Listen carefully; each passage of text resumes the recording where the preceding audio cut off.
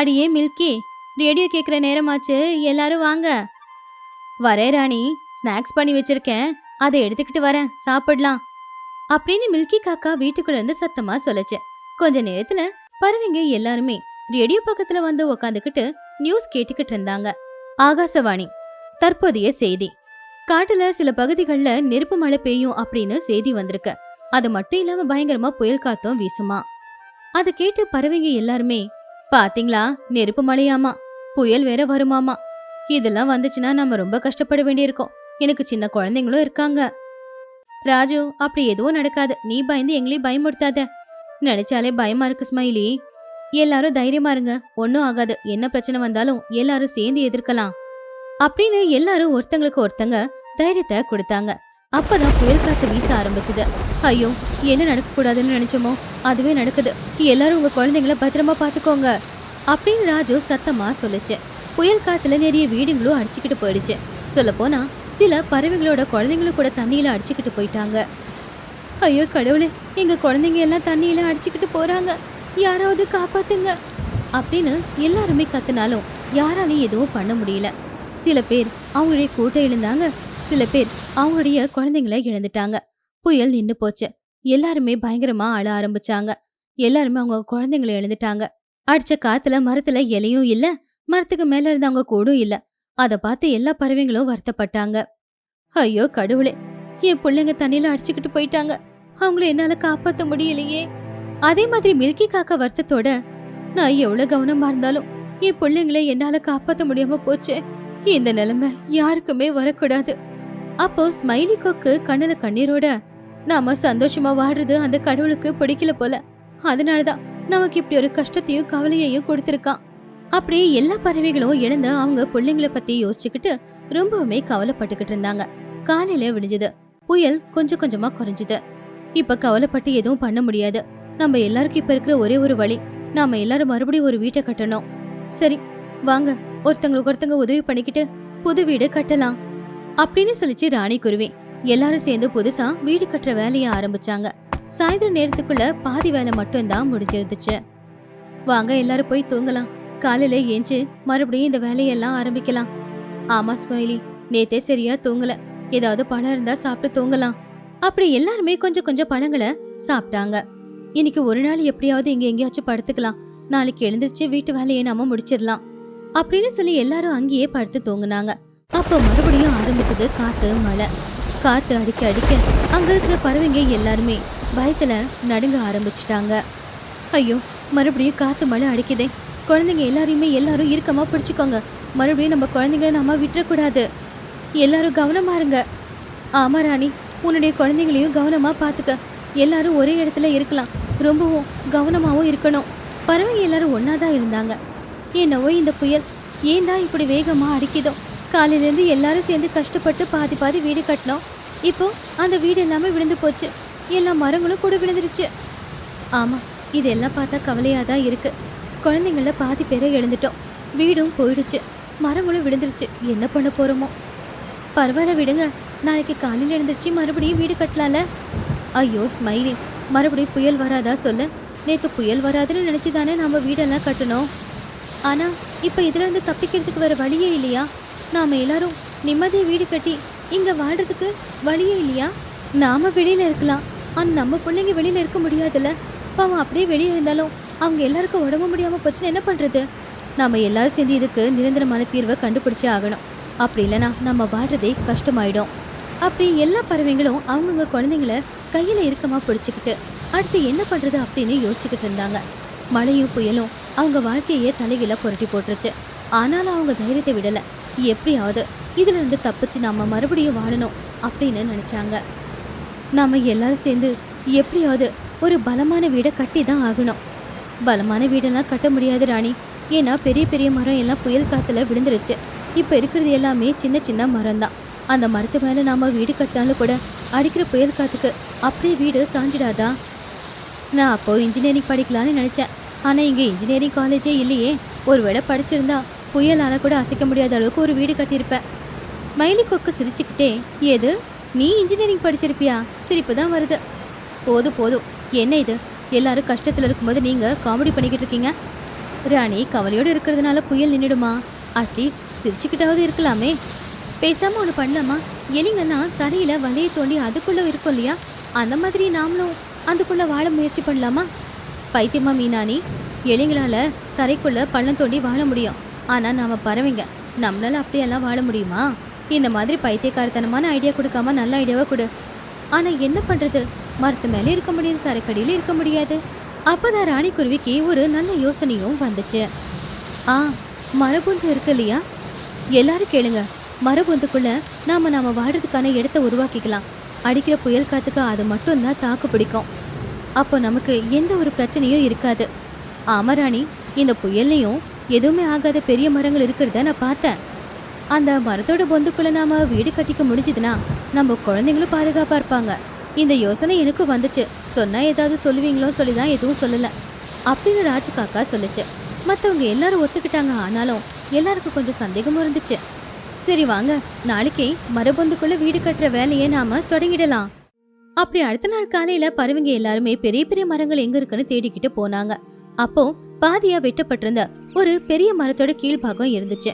அதை பார்த்து நாம எல்லாரும் இங்கேயே வீடு கட்டிக்கலாம், இந்த மரம் ரொம்ப ஸ்ட்ராங்கா இருக்கு அப்படின்னு ராஜு காக்கா சொல்லுச்சு. ஆமா ராஜு, நீ சொன்னது உண்மைதான், வாங்க வேலையை ஆரம்பிக்கலாம். அப்படி எல்லாருமே ரொம்பவும் கஷ்டப்பட்டு அந்த மரத்துல அவங்களுக்காக ஒரு கூட்டுக்கட்டலான வேலை பார்த்துட்டு இருந்தாங்க. ராத்திரி நேரம் மறுபடியும் புயல் காத்து. ஆனா பறவைங்க எல்லாரும் அவங்க வேலையை நிப்பாட்டவே இல்லை. சில பறவைங்க குழந்தைங்கள பத்திரமா பார்த்துக்கிட்டாங்க, சில பறவைங்க வீடு கட்டுற வேலையை பார்த்துக்கிட்டு இருந்தாங்க. அன்னைக்கு ராத்திரி முடிஞ்சுது, காலையில ஆச்சு, மர வீடும் ரெடியாச்சு. பாத்தியா ராணி, நீ சொன்ன ஐடியா படி நாங்க வீடு தயார் பண்ணிட்டோம் இல்லையா? எனக்கு இந்த மர வீடு பார்க்கும்போது இது ரொம்ப பாதுகாப்பானதா தான் தோணுது அப்படின்னு எல்லாருமே ராணியோட ஐடியாவை பார்த்து அவளை புகழ்ந்தாங்க. அன்னையில இருந்து எந்த ஒரு பிரச்சனையும் இல்லாம அந்த மரபொந்துக்குள்ள அவங்க வாழ ஆரம்பிச்சாங்க. புயல் அடிச்சாலும் மழை அடிச்சாலும் அவங்க வீட்டுக்கு எதுவும் ஆகல. பிசுநாரி குருவி அப்படின்னு பெரிய பேர் எடுத்த குருவி அன்னிக்கு கவலையே படாம ரொம்ப சந்தோஷமா காட்டுக்குள்ள பறந்துகிட்டு, கடவுளே, நல்ல கடவுளே, இன்னைக்கு வேலைக்கு போனப்போ எனக்கு நல்ல சம்பளத்தை கொடுத்தீங்க, உங்களுக்கு ரொம்ப நன்றி. இன்னைக்கு எனக்கு வேலை கிடைச்ச மாதிரியே எப்பவுமே நல்ல வேலை கிடைக்கிற மாதிரி நீங்க தான் பாத்துக்கணும். தேவா கழுகுகிட்டு இருக்கிற என்னோட வீட்டை நான் அடமானத்துல இருந்து மீட்டியே ஆகணும். இப்படி நினைச்சுக்கிட்டே போய்கிட்டு இருக்கிற ராணிக்கு ஸ்மைலி கொக்கு கிடைச்சது.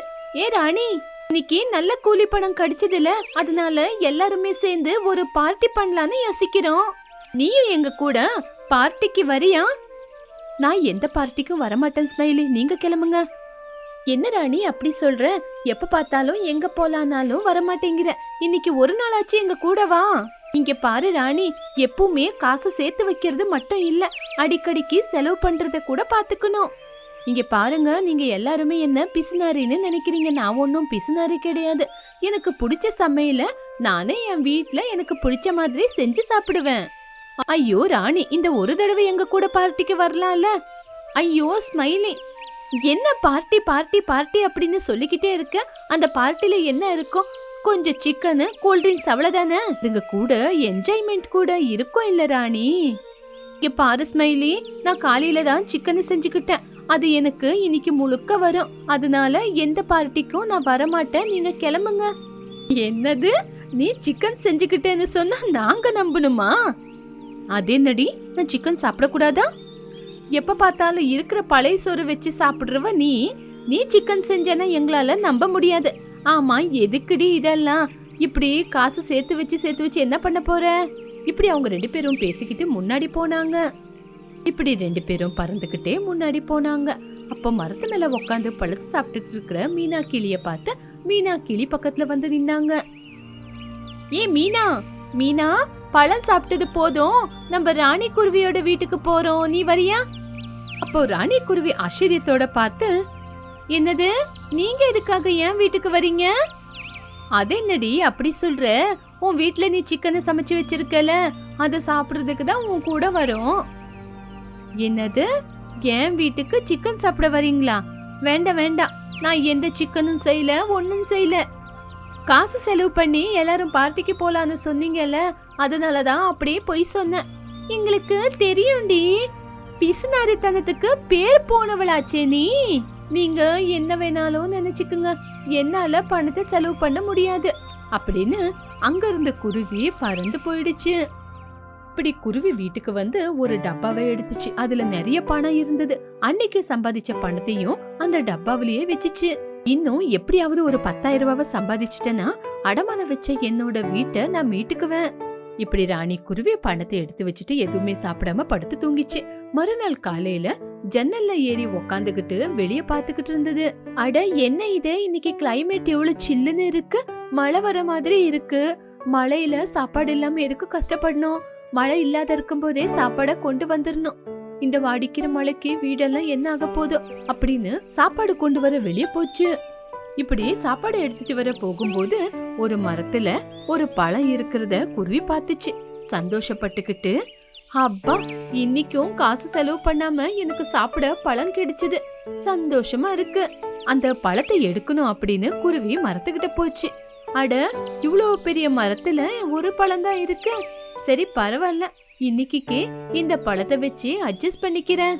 பழத்தை சாப்பிட்டுக்கிட்டே இருக்கும்போது குருவி, ஐயோ மொத்த பழம் இப்பவே சாப்பிட்டா மத்தியானத்துக்கு என்ன பண்றது, அதுக்கப்புறம் நைட்டுக்கு என்ன பண்றது, இது முதல்லயே மழைக்காலம், ஏதாவது பொருள் வாங்கினா அதிகமா காசு செலவாகும். சரி, இப்பத்துக்கு இந்த பழத்தை எடுத்துட்டு போய் வீட்டுல வச்சு மத்தியானத்துக்கு கொஞ்சம் நைட்டுக்கு கொஞ்சம் சாப்பிட்டுக்கிறேன் அப்படின்னு பழத்தை எடுத்துக்கிட்டு அங்கிருந்து கிளம்பிச்சு.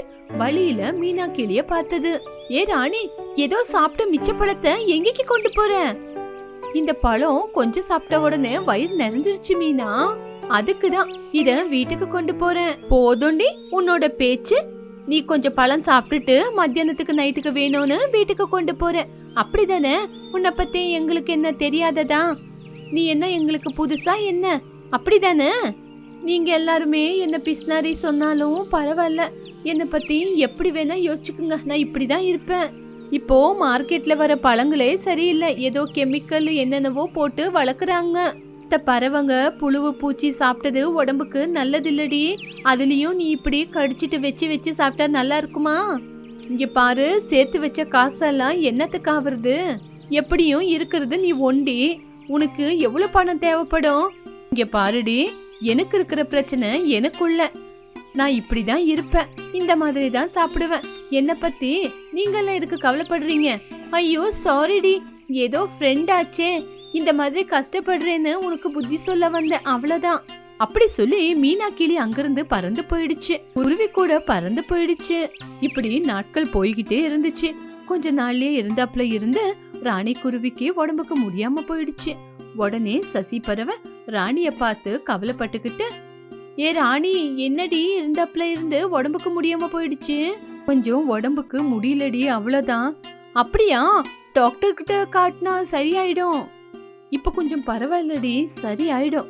இங்க பாரு, பரவாயில்ல பரவாயில்லன்னு சொல்லாத, கொஞ்சமா இருக்கும் போதே பார்த்தாதான் நல்லது, அதிகமாயிடுச்சுன்னா பணம் செலவாயிடும். டாக்டருங்க ஊசி மருந்து மாத்திரை அப்படின்னு பர்சுல இருக்கிற காசெல்லாம் காலி பண்ணுவாங்க, ஆனா உடம்பே சரியாகாது. 2 நாள் போச்சுன்னா அதே தானாவே சரியாயிடும். இங்க பாரு ராணி, உன் உடம்ப நீ பாத்துக்கிட்டா தானே அதுக்கப்புறம் நீ வேலைக்கு போய் சம்பாதிக்கலாம். எதுக்காகடி சம்பாதிச்சு சம்பாதிச்சு காசெல்லாம் சேர்த்து வைக்கிற சொல்லு பாக்கலாம். சசி பேசிட்டு இருந்தாலும் ராணி எதுவுமே கேட்காத மாதிரி பறந்து போயிடுச்சு. ஐயோ, இந்த ராணி குருவி பணம் சேர்த்து வைக்கிறேன்னு உடம்புக்கு முடியாம தான் போகுது, அது இதுன்னு என்னென்னவோ செய்யறான். சரி, இவளுக்கு நம்ம எப்படி புத்தி சொல்றது? ராணி குருவி போன்ல பேசிக்கிட்டு, தயவு செஞ்சு என்னோட வீட யாருக்கும் விக்காதீங்க, நீங்க கேட்ட காசை கொடுத்துடுறேன், என் வீடு எனக்கு வேணும், நான் இப்பவே பணத்தை கொண்டு வரேன். உடனே ராணி குருவி போனை சைட்ல வச்சு சேர்த்து வச்ச காசை எண்ணிக்கிட்டு இருந்தது. அவளுக்கு கொடுக்க வேண்டிய காசோட அதிகமாவே பணம் இருக்கு, எனக்கு ரொம்ப சந்தோஷமா இருக்கு. இன்னைக்கு என்னோட அம்மாவோட வீட்டை நான் மீட்டுக்கு போறேன், காசெல்லாம் பத்திரமா இருக்கு அப்படின்னு காசை எடுத்துக்கிட்டு கழுகோட வீட்டுக்கு போறேன்னு கிளம்பிச்சு. வந்து கழுகோட வீட்ல காசை கொடுத்தது. இந்தாங்க கழுகு, உங்களுக்கு கொடுக்க வேண்டிய காசை கொண்டு வந்திருக்கேன். கழுகும் காசை எண்ணி பார்த்துட்டு வீட்டு பத்திரத்தை கொடுத்தது. அந்த வீட்டு பத்திரத்தை பார்த்த உடனே குருவி ரொம்ப சந்தோஷப்பட்டுச்சு. அதுக்கப்புறம் கொஞ்சம் கூட டைம் வேஸ்ட் பண்ணாம அவங்க அப்பா அம்மாவோட வீட்டுக்கு வந்தது. வீடு ரொம்ப தூளம் துப்பட்டா இருந்துச்சு. அத பாத்துக்கிட்டு இருக்கும் போதே அங்க எல்லா பறவைங்களும் வந்தாங்க. அங்க வந்த எல்லா பறவைகிட்டையும் குருவி, இங்க பாருங்க ஃப்ரெண்ட்ஸ், இன்னைக்குதான் என்னோட கனவு நினைவாயிருக்கு. இனிமே உங்களுக்கு நான் பார்ட்டி கொடுக்கறேன். ராணி பேசுறத பார்த்து எல்லா பறவைங்களும் ஆச்சரியத்தோட பார்த்தாங்க. இங்க பாருங்க ஃப்ரெண்ட்ஸ், நான் சொல்றது உண்மைதான். இவ்வளவு நாள் என்ன பிஸ்னாரிங்கன்னு சொன்னீங்கல்ல, இந்த வீட்டுக்காக தான் நான் பிஸ்னாரியா இருந்தேன். இது எங்க அப்பா அம்மா கட்டின வீடு, இப்போ ஏன் சொந்தமாயிடுச்சு. இதுக்கப்புறம் பிஸ்னாரி எல்லாம் இல்ல. நாளைக்கு உங்க எல்லாருக்கும் நான் விருந்து கொடுக்க போறேன். என்னோட விருந்துக்கு நீங்க வரணும். குருவி அப்படி சொன்ன உடனே எல்லா பறவைங்களும் சந்தோஷப்பட்டுக்கிட்டு அங்கிருந்து கிளம்பி போனாங்க. இப்படி அந்த நாள் போச்சு. குருவி அந்த பழைய வீட்டை சுத்தம் பண்ணி புது வீடா மாத்திக்கிட்டு அந்த வீட்ல நிம்மதியா படுத்து தூங்கிச்சு. மறுநாள் காலையில எந்திருக்கும் போது ரொம்ப ஜோரா மழை வந்துகிட்டு இருந்தது. அத பாத்துக்கிட்டு இருந்துச்சு குருவி. அட, என்ன இது, இவ்ளோ மழை வந்துகிட்டு இருக்கு. இந்த மழையில எப்படி விருந்து கொடுக்கறது அப்படின்னு பாத்துக்கிட்டு இருக்கும்போது எல்லா பறவைங்களும் கொடையை எடுத்துக்கிட்டு வந்தாங்க. ஆத்தியா குருவி, பிஸ்னாரி குருவி எங்களுக்கு விருந்து கொடுக்குதுன்னா இந்த ஆகாயத்தினால நம்ப முடியாம மழை வந்துச்சு பாத்தியா அப்படின்னு எல்லாரும் கேவலப்படுத்தி சிரிச்சாங்க. உங்களை பார்த்தாவே எனக்கு பாவமா இருக்கு.